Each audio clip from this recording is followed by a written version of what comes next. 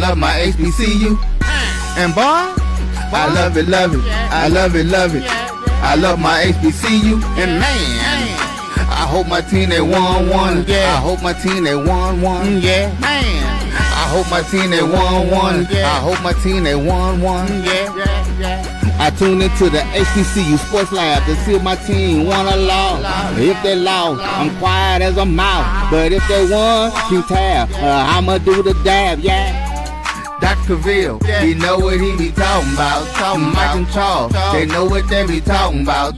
They compress the analytic data with the hip hop. If you know them like I know them, they gon' tell you if your team, if they won or lost, and who the ball. So listen to Professor, yes sir, and pay attention, cause he gonna teach a lesson. This is Dr. Cavil with Inside the HBCU Sports Lab with Mike Washington and Charles Bishop, or maybe not, as both Mike Washington and Charles Bishop are out on assignment. Welcome to episode 630 of Inside the HBCU Sports Lab and radio show and podcast, the show that's covering the sporting HBCU dash for all things HBCU sports. For institutions large and small, from the NAIA to the NCAA, we share insights and information on the HBCU sports culture, HBCU athletic aesthetics to facilitate the story of HBCU athletic programs and the business of HBCU sports. In short, we just call it HBCU sports pedagogy. I'm your host, Dr. Kenyatta Cavil, along with my co-host today, which none other than Bryan Fulford and David Rhodes. As we get going with this unique episode on Thursday, February 27th, the last Thursday in February, Black History Month, for those that celebrate. I'm your host, but we're filming from our home studios in Signal Live, the KCOH 1230 AM studios with the Texas Radio Hall of Famer, multi-Hall of Famer Ralph Cooper in the beautiful home at Texas Southern University from Houston, Texas. Today's episode of Inside the HBCU Sports Lab is sponsored by THD Agency. THD Agency is a company that provides sporting, educational, and consulting and data analytics. With that being said, David, how you doing today?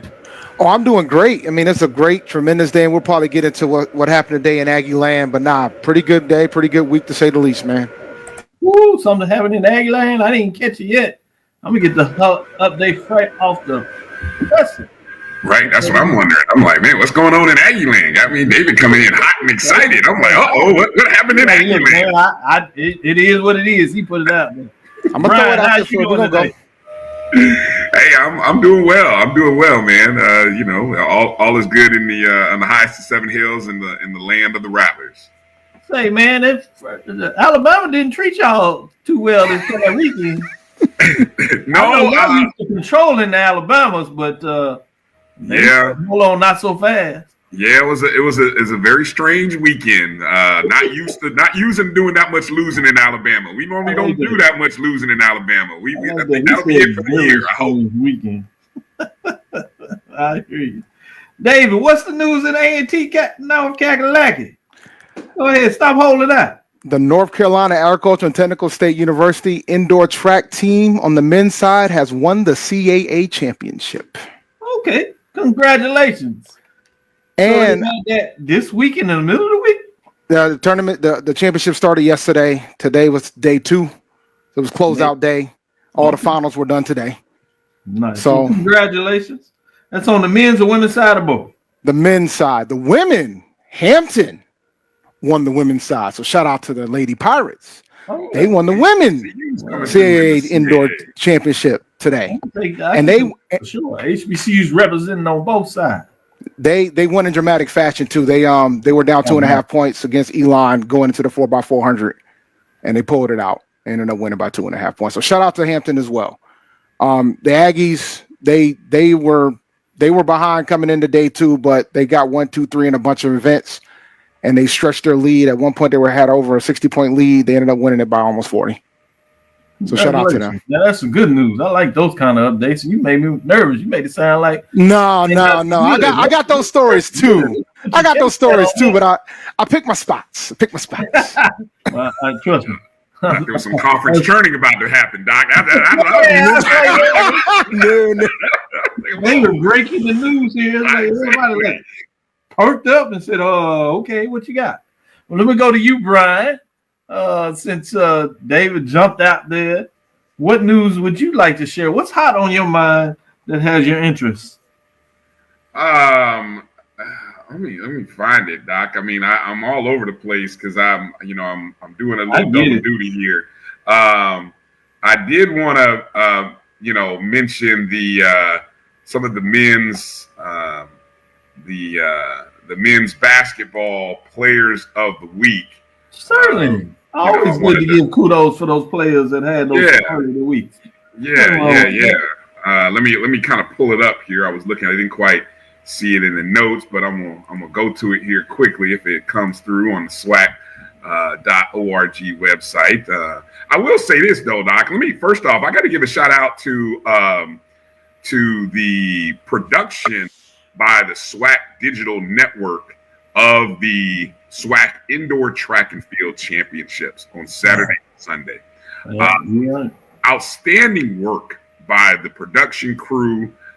Good friend of the program of the BCSM, Mo Carter. Outstanding job doing play-by-play. The coach who was with him, name escapes me right now, but great job of them two working together, and Stan Becton doing the on the track coverage and the interviews. Just overall, I was on a bus coming back from Atlanta on Sunday, and I was watching every minute on YouTube and the SWAC Digital Network. Enjoyed everything about it. I was able to keep up with my Rattlers, and just overall production, the times, just everything was great, first class. Kudos to SWAC Digital Network. Always a big fan of when I see whether it be us or other entities doing great things in terms of production and making. Doing it. That's why we do what we do, because we want to see more coverage, and they just did a great job. And so I guess that would be my lead in just congratulating not only the Texas Southern men and the Alabama State women for winning the team titles, and just everybody involved with SWAC Digital for their coverage of the Indoor Track and Field Championship. So first class job. Congratulations. Well said. That's the business side and how much that resonates with fans that watch that. Whether you have a niche market or full market, and it extends, the higher quality, the more production you part in, the more you draw those folks that are attached to it and those outside of it. Shout out to Adam Spencer, talking about to the Lady Pirates, ODB. I see folks jumping in here giving some love on both sides of this with the Aggies and HBCU family representing, and certainly the Pirates. Lady getting it done. With all these viewers here, Lab always, PV always in the house. That's just what we do around the world. Chuck Hunt, giving him a shout out. Hadn't had a chance to shout him out in a while. He's always on top of it. Johnny Thornton. Keep them coming as we do that. With that, let me go back to you, David. What's on your mind? And we'll come back to Bryan and let him give those accolades from the SWAC. You want to give some accolades maybe from the MEAC? Let me see what I got here. Or do you want to go in a different direction? Well, one thing that you mentioned about the SWAC Digital Network, I want to give my conference some heat regarding our indoor track championship, because they were not streamed or televised, and I'm going to keep pushing to make this happen when it comes to the track programs. Like they do phenomenal in baseball, they do phenomenal in softball, basketball, and things of that sort. But it's time that we now need to start televising and streaming the track championship. So hopefully with A&T hosting it for outdoor this year, maybe they'll change their tune a little bit after they see how it's done. Now, that being said, shout out to the MEAC. Shout out to the MEAC. They got the women's basketball honors. Diamond Johnson was named the Mid-Eastern Athletic Conference MEAC Player of the Week. And Howard freshman guard Sanaya King and Delaware State's forward Erica Huggins were named the co-rookies of the week, while Norfolk State senior forward Kiera Wheeler earned Defensive Player of the Week, respectively. Johnson averaged 22.7 rebounds and 4.5 steals and 2.5 assists in the 2-0 week for the Spartans, including their 92-44 win over Delaware State. My goodness. She recorded 31 points, 5 rebounds, and 3 assists for 2 steals against Coppin State. Johnson contributed 13 points, 9 rebounds, 7 steals, and 2 assists. King delivered an outstanding performance last week, averaging 24.5 points, 3.5 rebounds, 2 steals, and 1.5 assists per game, leading the Bison to a 2-0 week In a hard-fought win over Morgan State, she recorded 25 points, 2 steals, and 2 rebounds. Against Maryland Eastern Shore, King tallied 24 points, 5 rebounds, and 2 steals. Huggins posted a double-double in each of her matchups, averaging 18.5 points, 14 rebounds, 2 steals per game for the Hornets. In the loss at Norfolk State, she recorded 18 points, 13 rebounds, 2 steals, and 1 block.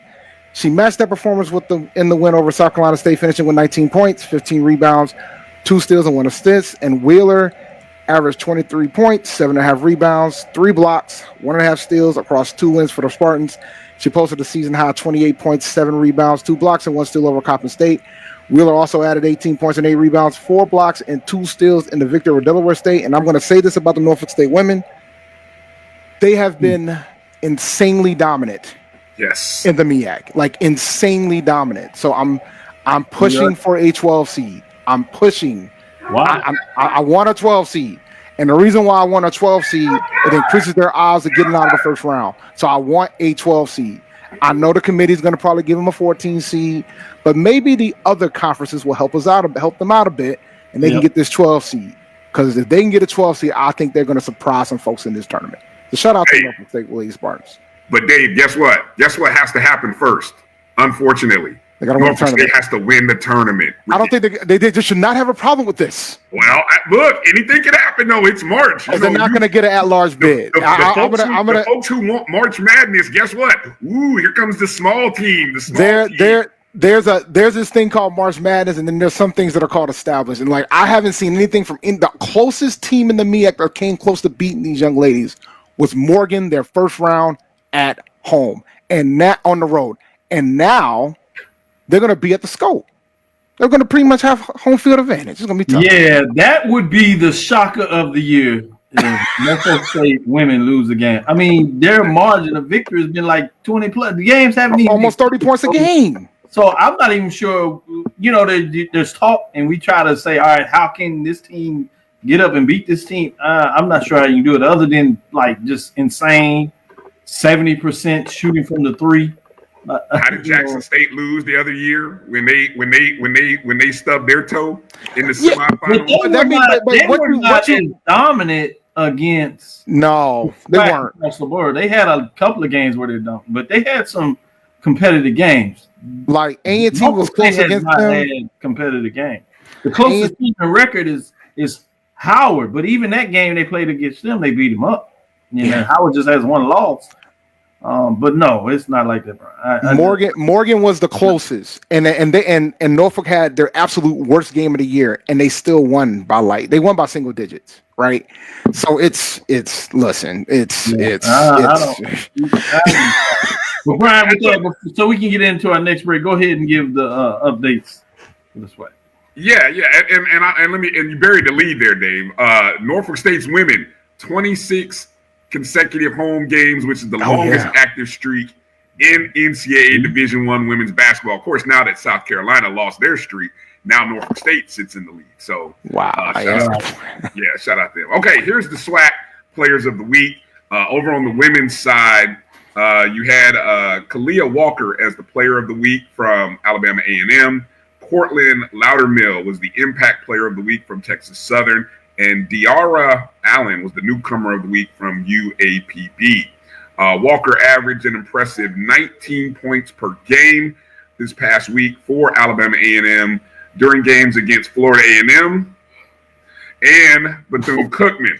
I think she even hit the game-winning 3, or what would end up being the go-ahead 3 in that contest against FAMU. She shot 48% from the field, ranking first on her team in points and field goal percentage.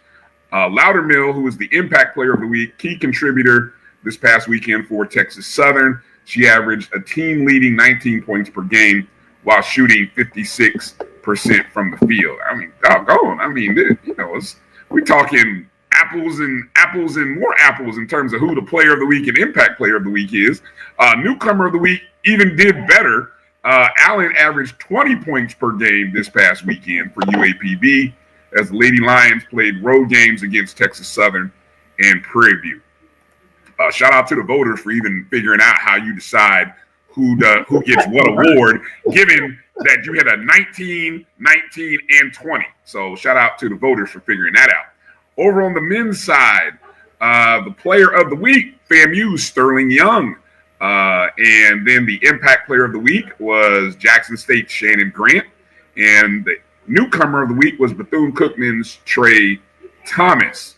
Young averaged a league-leading 27 points per game this past weekend for FAMU on the road against State and Alabama A&M. Even though those were in losing efforts, he also won Player of the Week, little asterisk here, when the last time the Rattlers played Alabama State and A&M. So talk about loving playing against Alabama A&M and Alabama State, Sterling Young.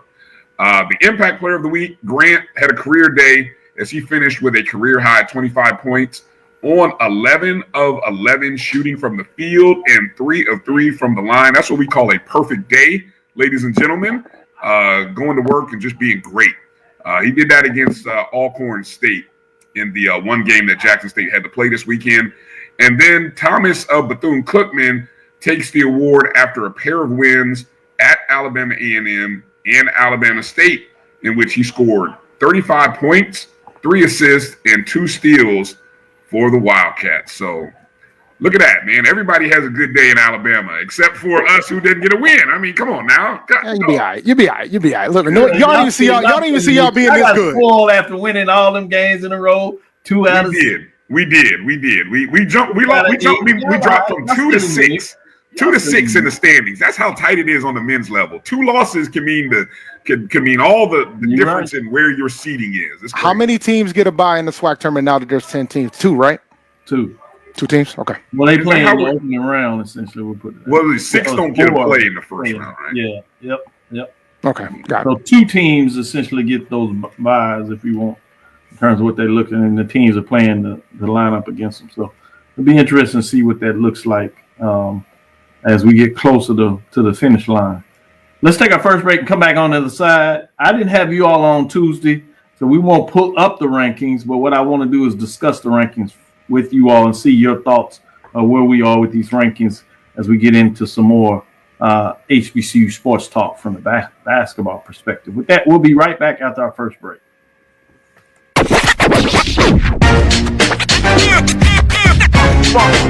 It's like a loop machine. All around town, trying to get down.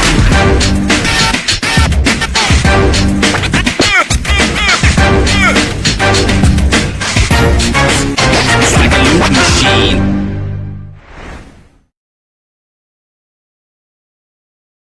You're looking for the latest information on Southern University sports, the Southwestern Athletic Conference, and HBCU athletics. There's only one place to go. Tune in to the Carlos Brown Show, exclusively on the Black College Sports Network. It's never too early to plant the seed, to share the tradition, and instill a sense of pride in your HBCU with your little ones.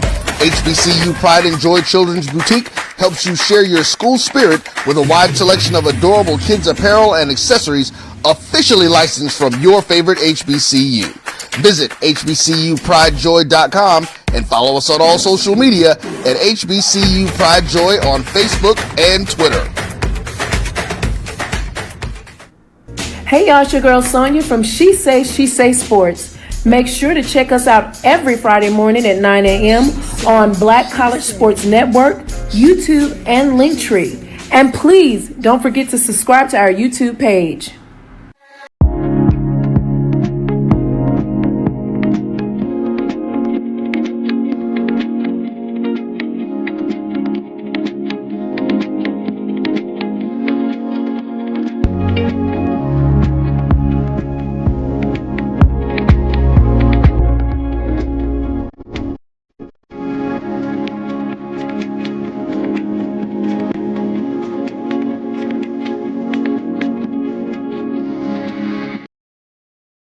Press the analytic data with your hip hop. If you know them like I know them, they gon' tell you if your team, if they wanna lose, and who the ball.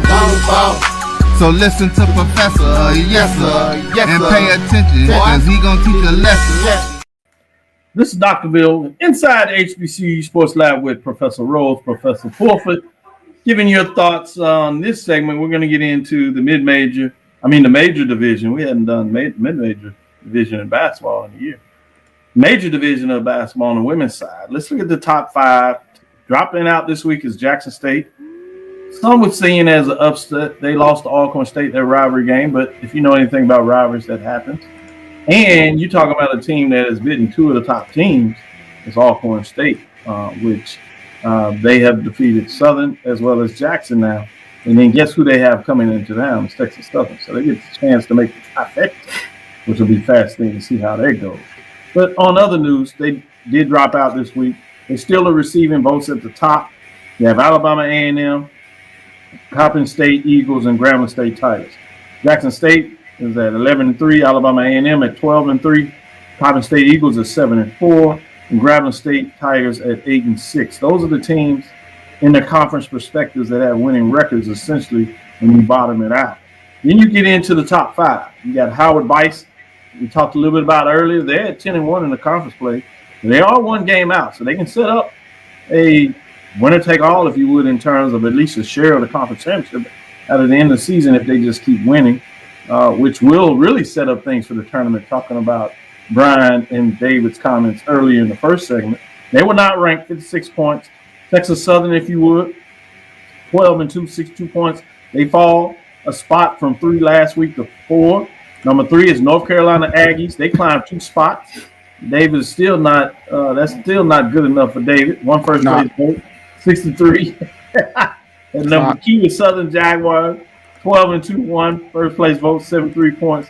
And 2 and Norfolk State Spartans running away with it while they're just undefeated 11-0, 6 first place votes. Perfect as we look at the top 5 and read number 8, which is the Norfolk State Spartans, not surprising anybody. But with that being said, Bryan, what are your thoughts on the top 5 before I let David come in and really crush it, as he always will? I'm just shocked. I'm shocked that there are voters out there, that are voting for someone other than Norfolk State. I just, I know the Aggies are having a good season. I know Southern is having a good season. By the way, Southern's losing to FAMU right now, 28-24. Just thought I'd share that.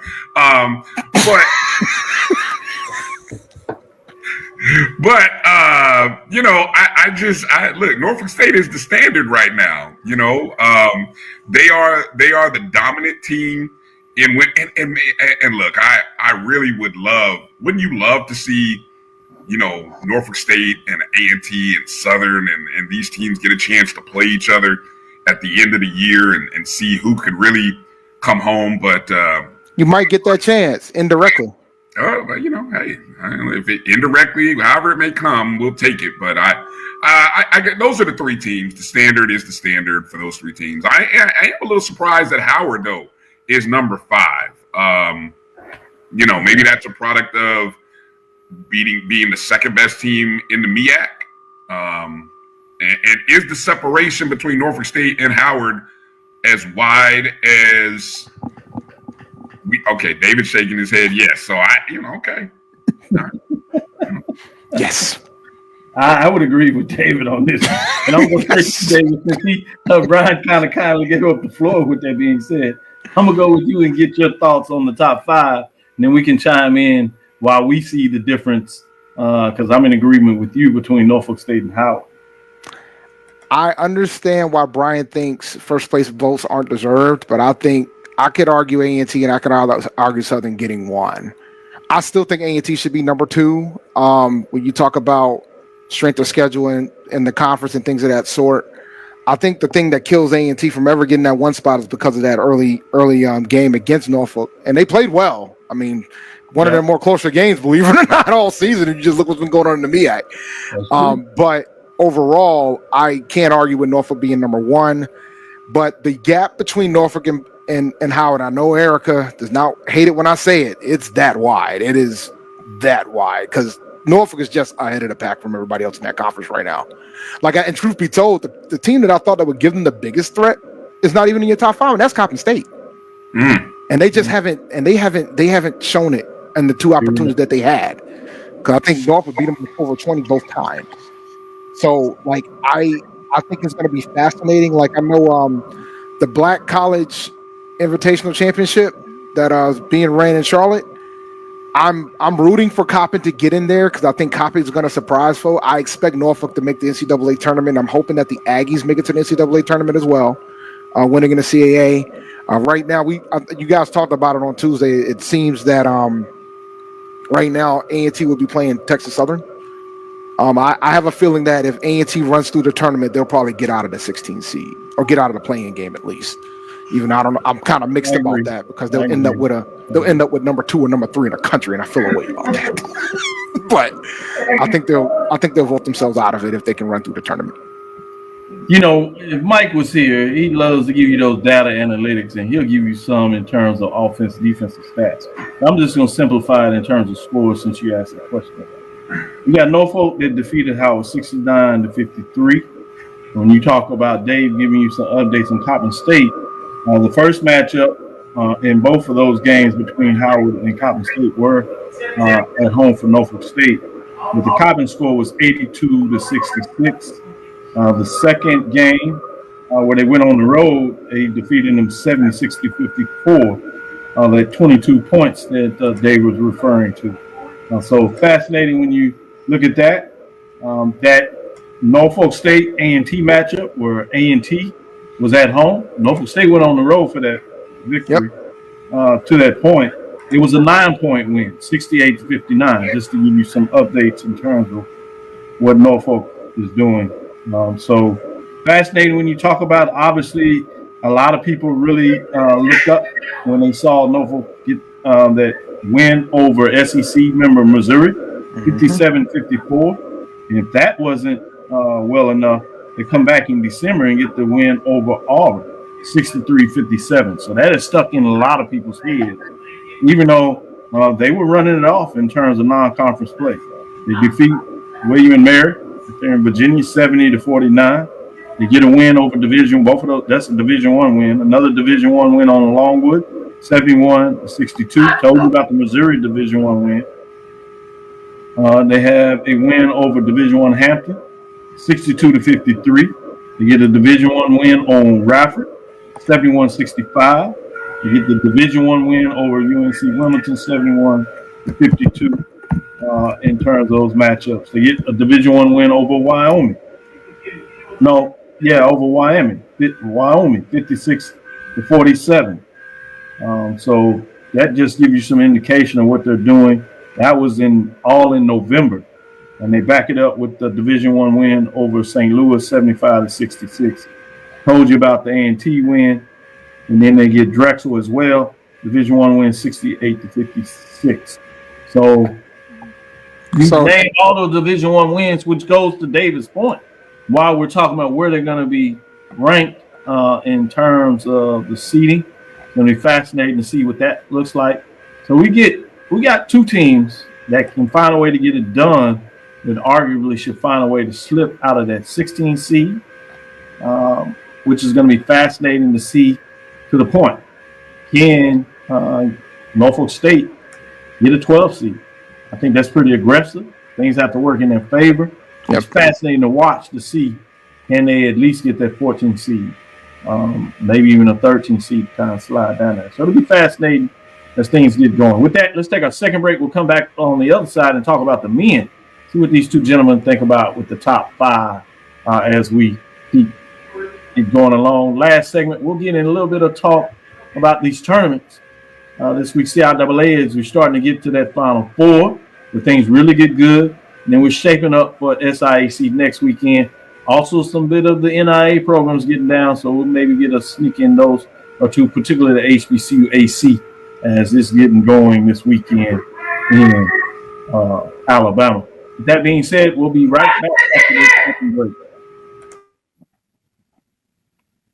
Since 2002, Empowerment Resources, Inc., a nonprofit organization, has empowered more than 1,500 youth and adults in Duval and surrounding counties through its programs Journey into Womanhood, Girls Mentoring, Life Skills for Teens, and Parenting Education Coaching. To get involved with programs, volunteer, or donate, visit www.empowermentresourcesinc.org. Follow us on social media, facebook.com/empowerment.resources and instagram.com/empowermentJAX.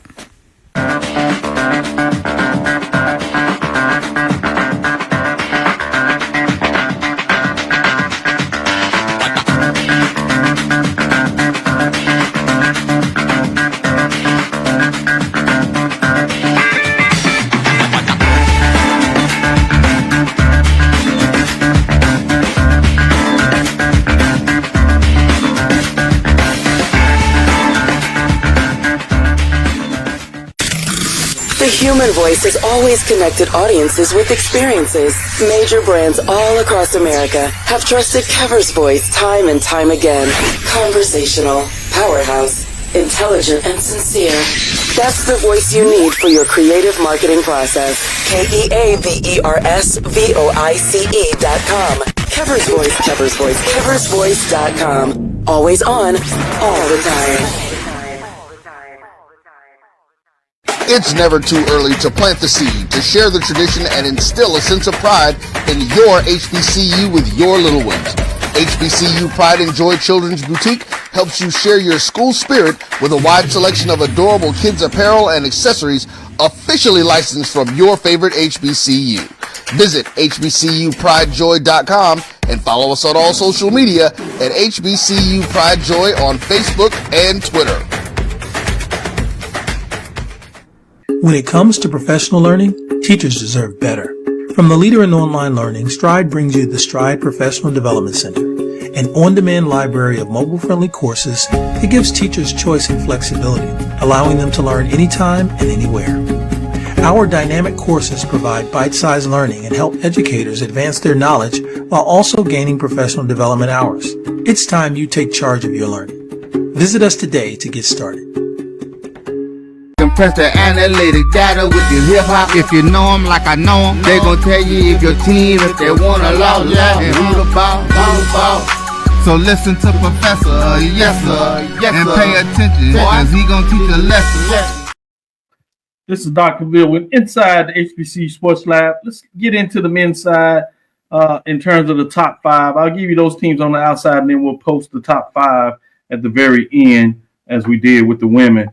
Just so you see, they're dropping out this week was Florida A&M Rattlers. Receiving votes, Texas Southern Tigers are in the mix at 10-5 as FAMU drops out with 9-6. Auckland State Braves right there in the thick of things at 8-6. Howard Bison at 7-4. They're kind of falling on hard times of late. We'll see what that means as they prepare to close out the season and get in the tournament play from a conference perspective. Alabama State Hornets at 9-6. They had a big weekend.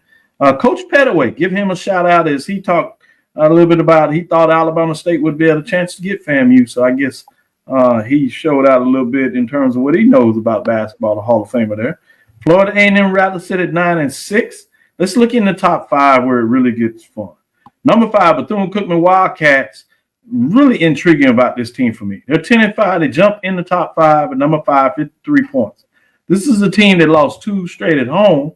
But everybody that has followed them understands the fact that they have a lot of injuries, but then they find a way to go on the road and get 2 big-time victories in Alabama. Fascinating, particularly when Rattlers, the Alabama teams, were able to get wins over the Rattlers. Fascinating conference race going down the stretch. Number 4, South Carolina State Bulldogs, 8-3, 69 points. They were ranked 5, so they move up a slot. Probably one of the hottest teams out there playing right now. So I'm fascinated what that looks like. At number 3, Jackson State Tigers at 10-4, 88 points. At number 4, a lot of talk a little early in the season, then Jackson State kind of went away. But they're getting it done. They're back in the mix. So I'm fascinated to see a team that is playing this well that maybe many people are not quite talking about them like that. We'll see what these gentlemen think about that. And number 2, Norfolk State Spartans 10-1, 5 first place votes, 103 points. And number 2, Spartans used to be at the top of the ranking, whether it's 1, 2, 3 spot, usually oftentimes 1, certainly, sometimes 2, but they're 2 here playing really good basketball in terms of the conference race, got a 2-game lead for most teams. But this is not what you think about your Norfolk State Spartans. I would argue that Coach has had his greatest coaching year, if you would, in terms of what he's getting out of his team. He's won some really close games. One he lost was a tough one at the end, but he's finding a way to get this team over the hump, and they're getting the victories. Number 1 is Southern Jaguars at 13-1, 6 first place votes, 104 points. Number 1, Southern Jaguars kind of made the move last year, and then they had a swoon at the end of the year, which they've done in previous years, but not this year.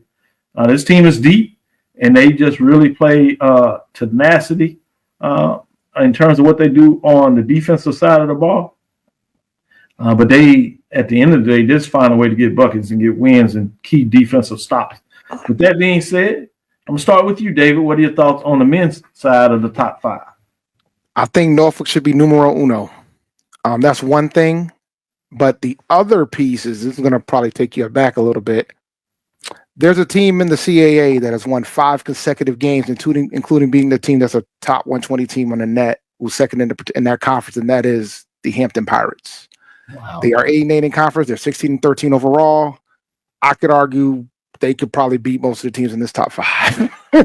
I think they're playing their best basketball right now. I anticipate that they're going to be very dangerous in the CAA tournament once it begins. They're the 8th seed now. They have a legitimate shot to get into the top 6 in the conference and potentially get a bye. So I would have. Yep. Go ahead and close that. I'm sorry. Yeah, no. So I think Hampton needs to be considered for the top 5 with regards to that. Off that alone, I think they started slow, but I think right now they're probably, I could argue, they're one of the hottest teams in HBCU basketball right now. That's a lot of losses being the top 5. I will give you this. I know. I give you this though. To your point, they beat one of the teams in the top 10, so maybe they should at least be in consideration of 10. Interesting in terms of that. I would be fascinated to see what is your arguments if you're saying that about Hampton. What about Tennessee State? I could argue Tennessee State as well. Okay. So I could argue them as well. I can argue them both. I know. Shout out to Liv. Liv has both of them in her top 5. So I could argue for both of them. And so, but I think Hampton, I know they're in the CAA and it's tough in that. It's a pretty rough conference from that regard. But I think they've been playing their best basketball. They just took out UNCW, who's like 115 in the net right now, ranked 115 in the net, could legitimately not be like a 16 seed into the NCAA tournament. So if they can win the tournament, of course, the CAA tournament by. You talked about the HBCU Invitational in Charlotte. Those are 2 teams, unless they get hot and run through their tournament, and obviously get the automatic bid, and therefore qualify for the NCAA tournament. Their best bet is to go for the HBCU. No NIT. Obviously, you have maybe CBI, CIT out there, but why not the HBCU invitation? That will be the opportunity for them, to your point, to make that statement. They can make a run in that tournament. That is going to make some question marks in terms of what that top 5 looks at. So I'm interested to see if they decide to give that a go. With that being said, Bryan, where do you lean in the top 5, and what are you saying in terms of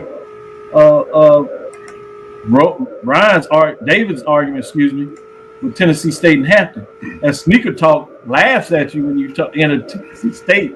That's not a ringing endorsement. No, he said it should definitely be at the top. Concurs. Go ahead, Bryan. I'm not really, South Carolina State being in the top 5 is interesting. I just think right now the power players are definitely in the SWAC right now. Southern, Jackson State, Bethune. I'm very disappointed in the voters, though. I mean, 2 losses in Alabama, and y'all voters decide to drop us to 10th. Come on now, we were like 3, and then you drop us to 10. See, that's just the lack of respect. Okay. And you know what, Bryan? To piggyback on the Hampton run. Them boys won 5 straight, and they can't even get any top 10 love.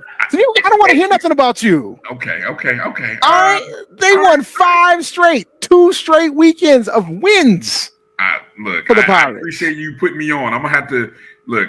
When's the next Hampton game? I'm gonna circle them on my radar as I look for some action in these upcoming days. They got some tough. They got 2 tough on the close of the season this weekend. They got Drexel Thursday on the road, and they got Townsend, who's top of the conference, on Saturday to close out the season. All right, well, hot teams, but what I like is Southern right now. Hold on, who's Adam Spencer said we're playing right now? Yeah, Hampton's playing right now. They are playing right. It is Thursday. My days are such a mess right now. They're playing Drexel right now. Okay, all right. So maybe there's some in-game action I can look for. But anyway, and back to Southern though. Southern leading the conference right now. Not only is leading the SWAC in offense and defensive production, offense and defensive points allowed. So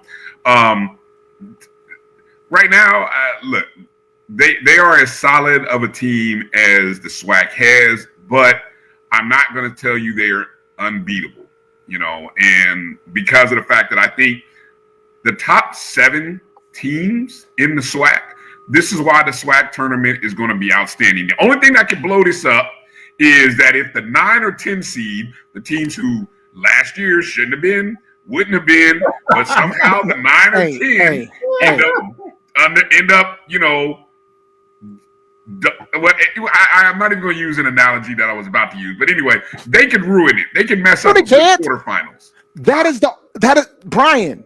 That is the art of chaos. Oh, stop. As somebody that's in a conference currently where all 14 teams get in, all 14 get A&T is going to get in this tournament. As bad as they are, although they've won 3 of the last 4, as bad as they have been all year, they're going to be in the tournament. And they're playing their best ball at the best time. If you only had 4 legit good teams in your conference, okay, yes, root for chaos. But you literally have 7 legitimate squads that could very well come into conference play with anywhere from 11 to 12 conference wins. That's outstanding. I agree, but you know what that also tells me? You know what also tells me? What's that? They better not lose the 9 or 10. Well, they better not lose the 9 or 10. You sure you better not. But as I said, I will also, as much as I understand basketball enough that it's all about matchups. I agree. I understand that the team that makes the most mistakes is the team that usually loses, and all it takes is a bad day of some extra grease on the fingertips, and all of a sudden you can't control the ball. You start throwing it all over the court. You're missing shots.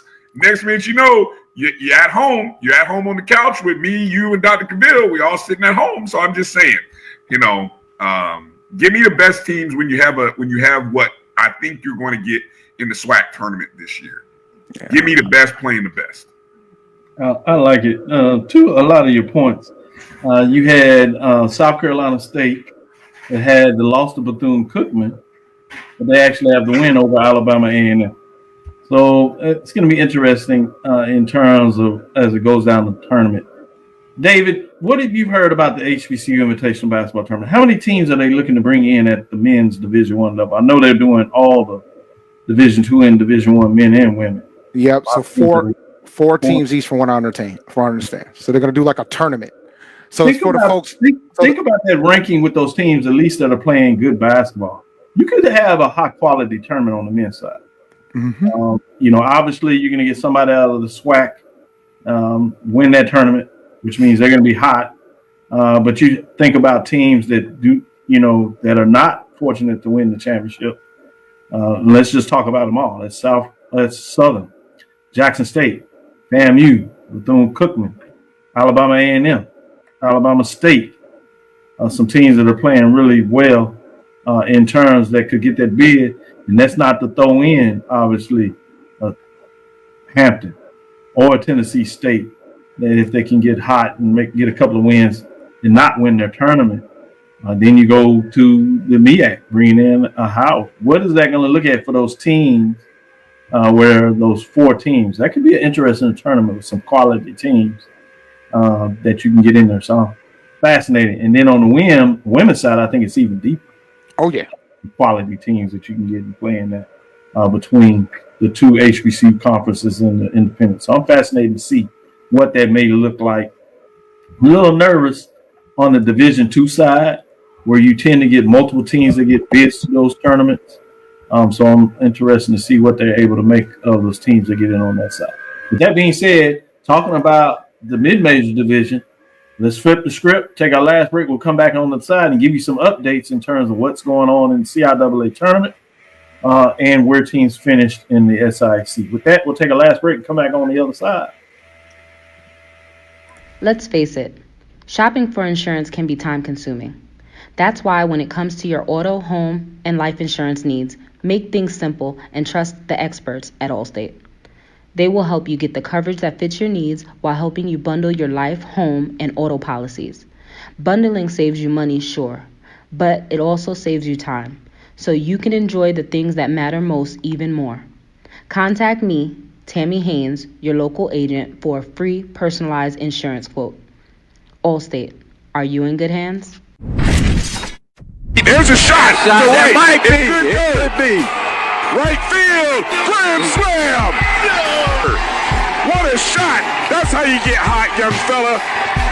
Thank you, guys, for what you do for HBCU athletics. This is a fantastic avenue for all of us. This is our ESPN, so we love what you guys do, and all you guys at BCSN. We really appreciate what it is that you guys do for us.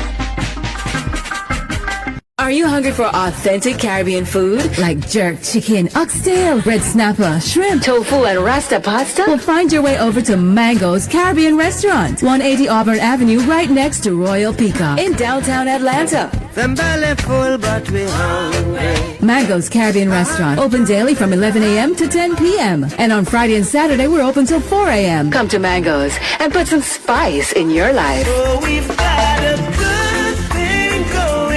Mango's Caribbean Restaurant, 180 Auburn Avenue, right next to Royal Peacock in downtown Atlanta. For more info or directions, call 404-698-3992 or log on to mangoscaribbeanrestaurant.com. For instant coupons, text MANGOS to 313131. Tell your mama hungry, papa hungry, brother hungry. Mango's Caribbean Restaurant, authentic Caribbean cuisines.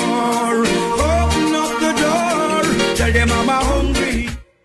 The Cavil Group is a Florida-based marketing and training consulting firm. We help businesses communicate to their target audience and engage them in conversation.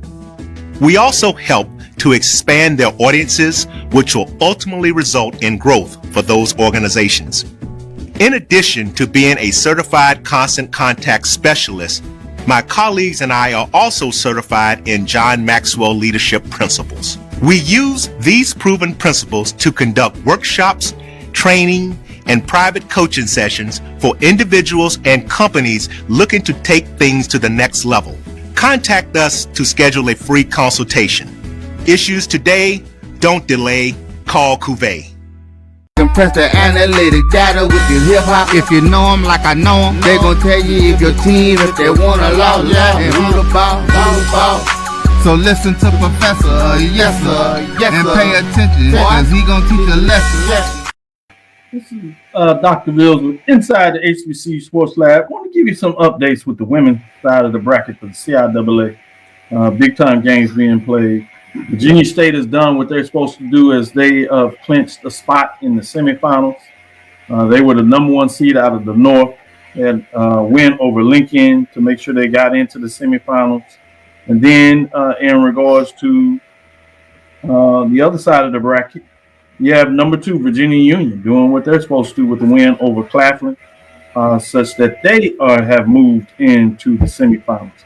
They will face up against Fayetteville State, who's the number 1 seed out of the South.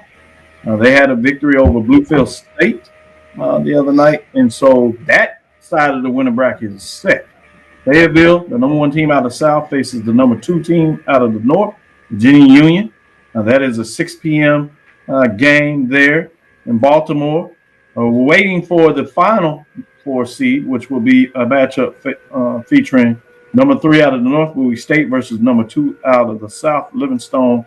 And the winner will face Virginia State, and that game will be at 12 o'clock tomorrow in the semifinals. Let's look at the men in terms of what's going on there.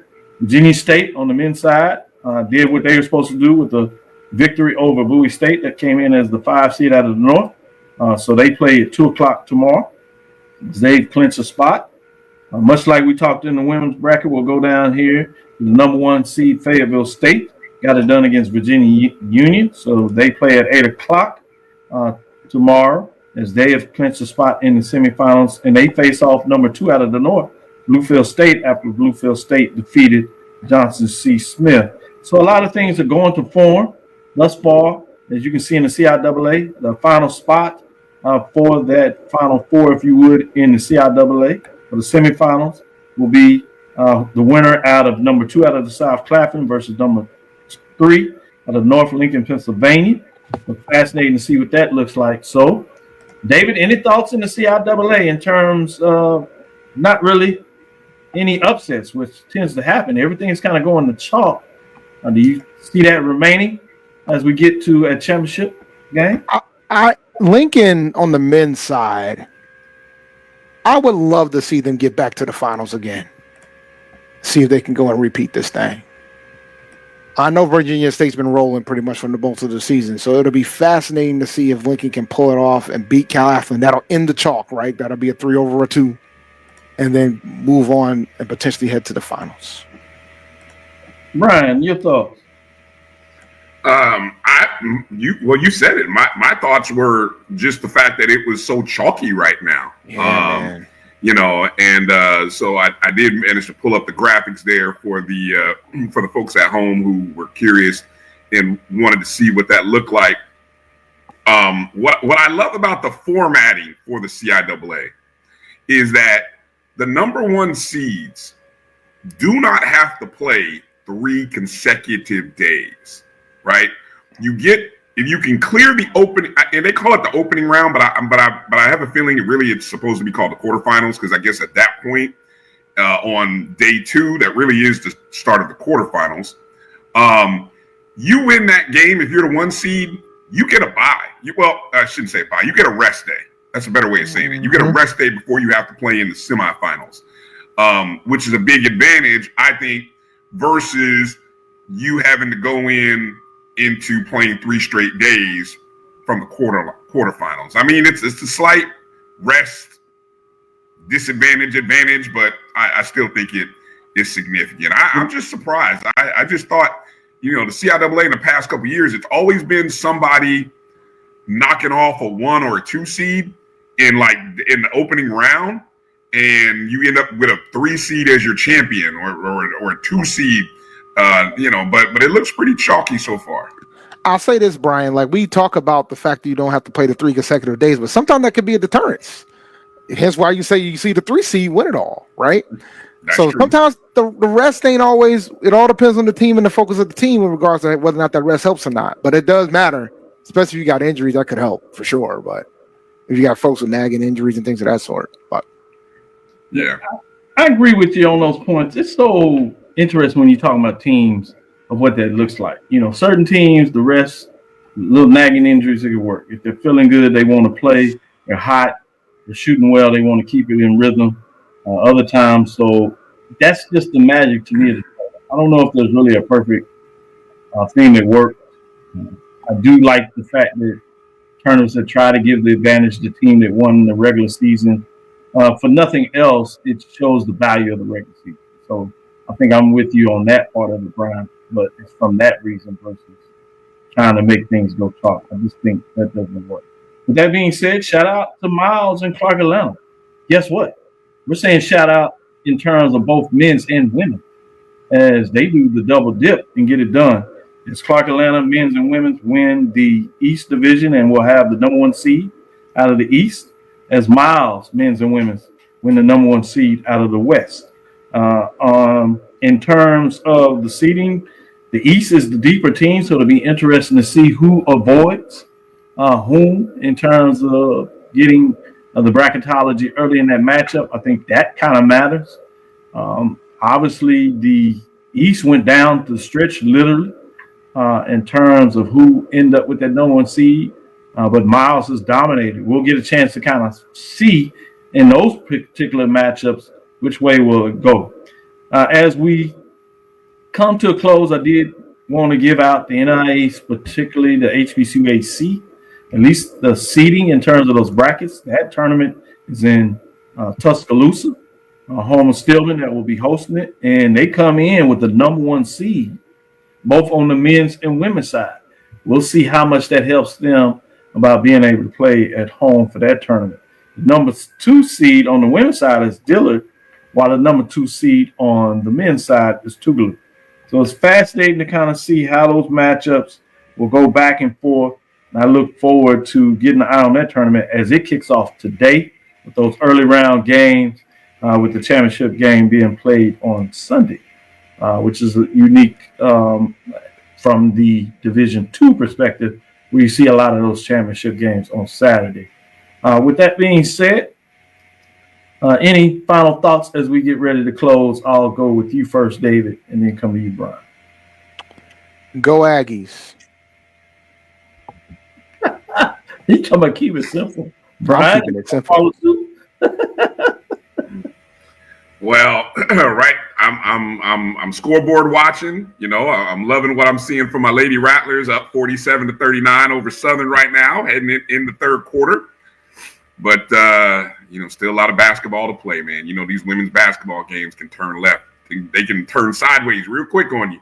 So looking forward to the last 2 weekends of the SWAC.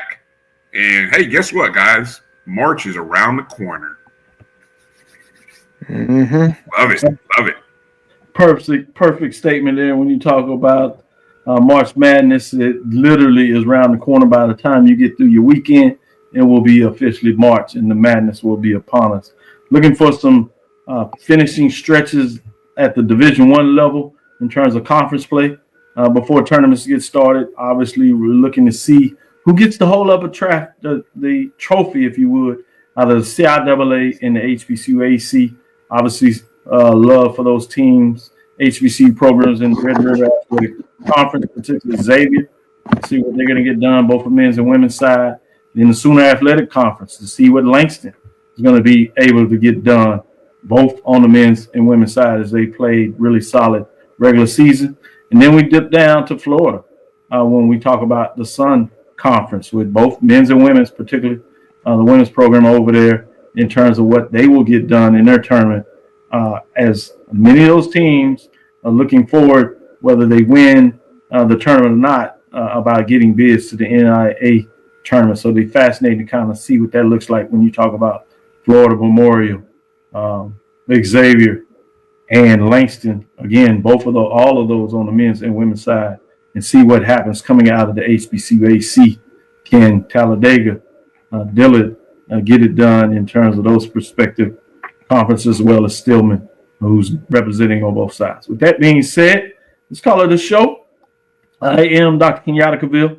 Thanks for listening to Inside the HBCU Sports Lab. Make sure you share our podcast with your friends and colleagues. I am Dr. Kenyatta Cavil, the Dean of HBCU Sports, coming from inside the lab in the College of HBCU Sports with Mike Washington, Charles Bishop. Again, I want to thank you for listening to Dr. Cavill's Inside the HBCU Sports Lab with Mike Washington, Charles Bishop, every Tuesday and Thursday at 6 o'clock Central Standard Time. I want to give a shout out to Brian Fulford, David Rose for joining me today. A shout out to Roy Evans in the background, leading us with the production. Follow me, Dr. Kenyatta Cavil. That's DrKenyattaCavil. That's on Facebook and Instagram. Inside the HBCU Sports Lab on Instagram. Inside the HBCU Sports Lab 1, as well as HBCU Sports Lab Inside on Facebook and YouTube. Dream big. Continue to move forward. We will talk with you soon. Bryan. Of course. David. Lecture. Dismiss.